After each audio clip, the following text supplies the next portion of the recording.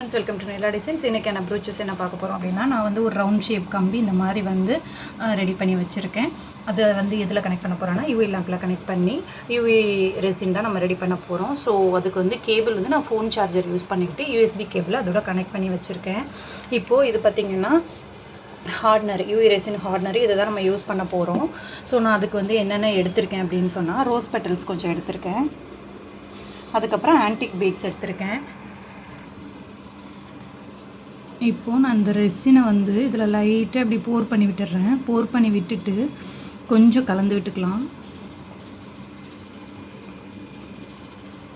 கொஞ்சமாக போர் பண்ணியிருக்கேன் பாருங்கள். அதை வந்து நான் ஸ்டிக் வச்சு கலந்துக்கிறேன். ஸோ இப்போ பார்த்திங்கன்னா அப்படியே லைட்டாக அப்படி நம்ம பரப்பி விட்டுக்கலாம். அந்த எட்ஜஸ் வரைக்கும் வர மாதிரி பரப்பி விட்டுக்கலாம்.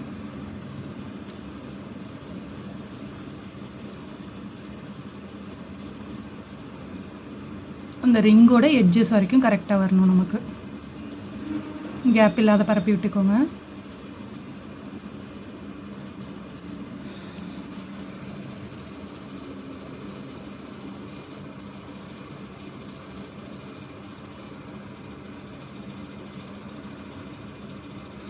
இது வந்து நம்மளோட ஃபஸ்ட்டு ட்ரையல் தான். ஸோ கேப்பு கொஞ்சம் அதிகமாகவே வருது. இருந்தாலும் இந்த மாதிரி பரப்பி விட்டுக்கிட்டே இருந்தோன்னா சரியாயிடும்.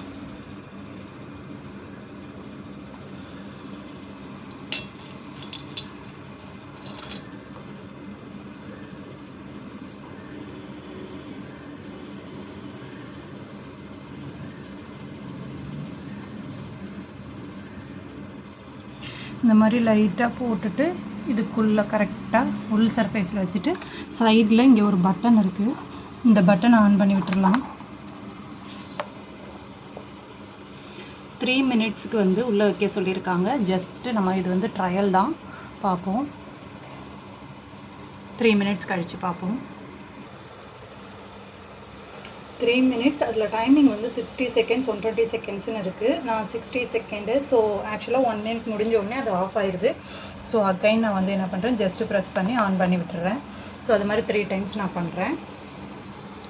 டைமிங் வந்து அதில் ஹோல்ட் பண்ணிகிட்டே இருந்தோம் அப்படின்னு சொன்னால் 120 செகண்ட் வரும். ஒரு 2 மினிட்ஸுக்கு 2 செகண்ட்ஸ்க்கு ஹோல்ட் பண்ணால் 120 செகண்ட்ஸ் வரும். ஸோ இப்போ நம்ம 3 மினிட்ஸ் முடிய போது பார்ப்போம். 3 மினிட்ஸ் முடிஞ்சு லைட் ஆஃப் ஆயிடுச்சு. ஸோ எடுத்து பார்ப்போம் எப்படி வந்திருக்கு அப்படின்னு சொல்லிட்டு.